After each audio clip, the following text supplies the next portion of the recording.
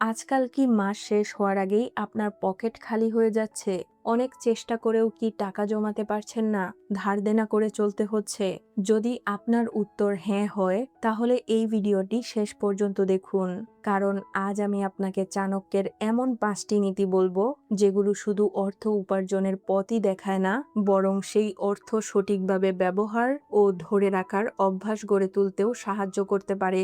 আপনি কি জানেন, পকেটে টাকা না থাকা মানুষের মধ্যে সবচেয়ে বড় যে পরিবর্তনটা আসে, সেটা তার আর্থিক অবস্থায় নয়, সেটা আসে তার চিন্তাভাবনায়। টাকার অভাব মানুষকে ভয় দেখায়, তাড়াহুড়ো করায়, আর তাড়াহুড়ো করেই মানুষ জীবনের সবচেয়ে বড় ভুল সিদ্ধান্তগুলো নিয়ে ফেলে। কিন্তু চাণক্য নীতির ব্যাখ্যা অনুযায়ী দারিদ্র্য কোনো স্থায়ী অবস্থা নয়, এটি একটি সাময়িক পরিস্থিতি মাত্র। যে মানুষ সঠিক অভ্যাস ও পরিকল্পনা গড়ে তোলে, তার আর্থিক অবস্থার উন্নতির সম্ভাবনা অনেকটাই বেড়ে যায়। আজকের ভিডিওতে আমরা সেই ৫টি নীতি সহজ ভাষায় জানব। প্রতিটা পয়েন্টের সাথে থাকবে একটা করে বাস্তব উদাহরণ। শেষ পয়েন্টটা শুনলে বুঝতে পারবেন কেন অনেক মানুষ দীর্ঘদিন একই আর্থিক অবস্থায় আটকে থাকে। চাণক্য নীতির ব্যাখ্যায় সময়কে মানুষের অন্যতম মূল্যবান সম্পদ হিসেবে গুরুত্ব দেওয়া হয়েছে। তিনি বলেছিলেন, যার হাতে পুঁজি কম, তার সবচেয়ে বড় মূলধন হলো তার সময়।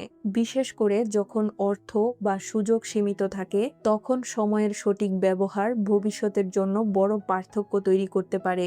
অথচ আমরা উল্টোটা করি, আর্থিক সীমাবদ্ধতা দেখে হতাশ হয়ে বসে থাকি এবং সেই মূল্যবান সময়টাও নষ্ট করে ফেলি। একজন কৃষকের গল্প বলি। তার কাছে জমি ছিল সামান্য, টাকাও ছিল না বললেই চলে। প্রতিবেশীরা তাকে নিয়ে হাসাহাসি করত, বলতো, এত ছোট জমিতে কি হবে? কিন্তু কৃষক প্রতিদিন সকালে ওঠে, সেই ছোট জমিতেই সময় দিতেন, নতুন নতুন পদ্ধতিতে চাষ শিখতেন। বছরের পর বছর পরিশ্রমের ফলে তার ফসলের মান এতটাই ভালো হলো যে আশেপাশের বড় বড় জমির মালিকরাও তার কাছে পরামর্শ নিতে আসতেন। হাতে পর্যাপ্ত পুঁজি না থাকলে সেই সময়টাকে নিজের দক্ষতা বাড়ানোর কাজে লাগান। একটা নতুন স্কিল শিখুন, নিজের কাজকে আরো ভালো করে তুলুন। কারণ দক্ষতা এমন একটা সম্পদ, যা একবার অর্জন করলে কেউ কেড়ে নিতে পারে না। কিন্তু শুধু সময়ের সঠিক ব্যবহারই কি যথেষ্ট? না, চাণক্যের দ্বিতীয় শিক্ষাটা আরো গভীর। চাণক্য নীতির ব্যাখ্যায় বলা হয়েছে, ছোট ছোট খরচের হিসাব যে রাখে না, বড় সম্পদও তার হাত থেকে ফসকে যায়। আমরা প্রায়ই ভাবি, অল্প কিছু টাকা এদিক সেদিক খরচ হলে কিছু যায় আসে না। কিন্তু এই ছোট ছোট অভ্যাসই একসময় বড় সংকট তৈরি করতে পারে। একটা বড় জাহাজের কথা চিন্তা করুন। এত বিশাল, এত শক্তিশালী একটা জাহাজ, যে ঢেউয়ের সাথে সহজে লড়াই করতে পারে। কিন্তু সেই জাহাজ যদি ডোবে, সেটা কোনো বিশাল ধাক্কার কারণে ডোবে না, ডোবে তলার এক ছোট ছিদ্র দিয়ে ধীরে ধীরে পানি ঢোকার কারণে। কেউ যদি সময় মতো সেই ছিদ্রটা বন্ধ না করে, একদিন পুরো জাহাজটাই তলিয়ে যায়। আপনার আয়ও এই জাহাজের মতো। অপ্রয়োজনীয় খরচ হলো সেই ছোট ছিদ্র, যেটা আপনি হয়তো খেয়ালই করেন না। কিন্তু সময়ের সাথে সাথে এই ছোট ছোট খরচগুলোই আপনার সঞ্চয়ের পুরো জাহাজটাকে ডুবিয়ে দিতে পারে। তাই আয় যত কমই হোক, প্রতিটা টাকার হিসাব রাখুন, আর যতটা সম্ভব কিছু অংশ সঞ্চয় করার জন্য আলাদা করে রাখুন। সময় আর অর্থের হিসাব তো হলো, কিন্তু আরেকটা বিষয় আছে যা আমরা প্রায়ই ভুল করি, আর সেটা হলো নিজের আর্থিক দুর্বলতা সবাইকে জানিয়ে বেড়ানো। চাণক্য বলেছিলেন, নিজের আর্থিক সংকটের কথা যত কম মানুষ জানবে, ততই আপনার মঙ্গল। কারণ বেশিরভাগ মানুষ সহানুভূতি দেখানোর চেয়ে সুযোগ খুঁজে বেশি। এক ব্যবসায়ীর গল্প বলি, যার ব্যবসায় হঠাৎ বড় ধরনের লোকসান হয়েছিল। তিনি প্রথমে এই কথাটা তার পরিচিত সবাইকে বলে বেড়াতেন, সহানুভূতি চাইতেন। কিন্তু ফল হলো উল্টো।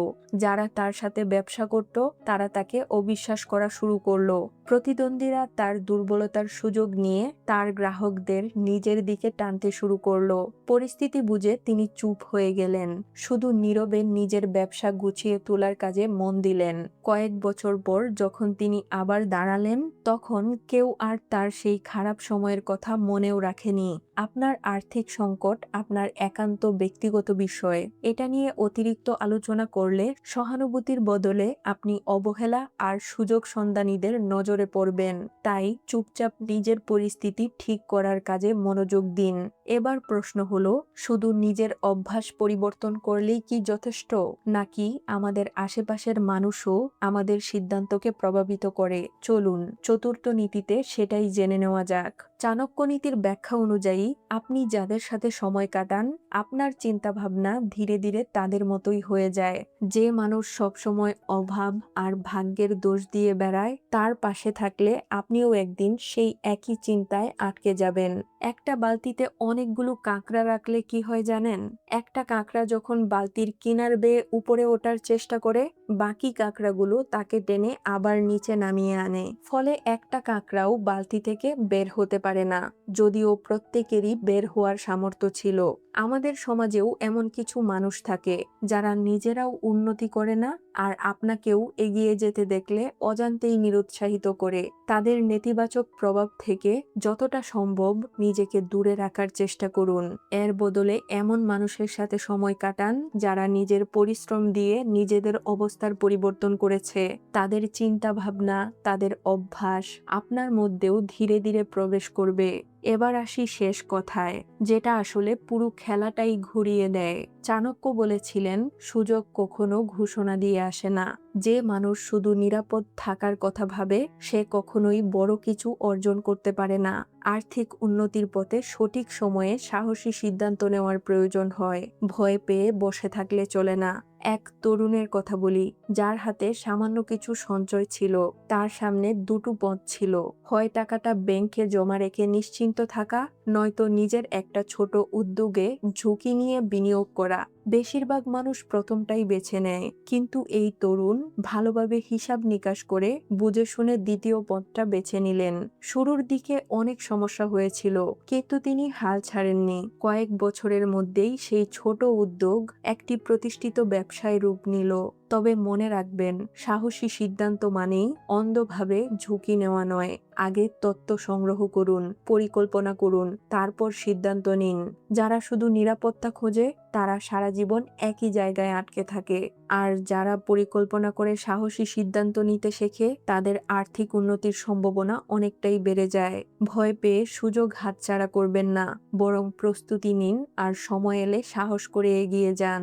মনে রাখবেন, আজ আপনি যেখানে আছেন সেটা আপনার চূড়ান্ত পরিচয় নয়। প্রতিদিনের ছোট ছোট অভ্যাস, সচেতন সিদ্ধান্ত এবং নিয়মিত শেখার মানসিকতাই ধীরে ধীরে বড় পরিবর্তনের ভিত্তি তৈরি করে। সময়কে কাজে লাগান, খরচে সংযমী হন, নিজের দুর্বলতা গোপন রাখুন, সঠিক মানুষের সঙ্গ বেছে নিন, আর সময় এলে সাহস করে এগিয়ে যান। এই 5টি নীতি মেনে চললে একদিন আপনিও নিজের জীবনের গল্পটা বদলে দিতে পারেন। আপনার কাছে এই 5টি পয়েন্টের মধ্যে কোনটা সবচেয়ে বেশি ভালো লাগলো তা কমেন্ট করে জানান। ভিডিওটি ভালো লাগলে একটি লাইক দিন এবং এমন আরও অনেক অনুপ্রেরণামূলক ভিডিও পেতে চ্যানেলটি সাবস্ক্রাইব করে বেল আইকনটি প্রেস করে রাখুন। ধন্যবাদ।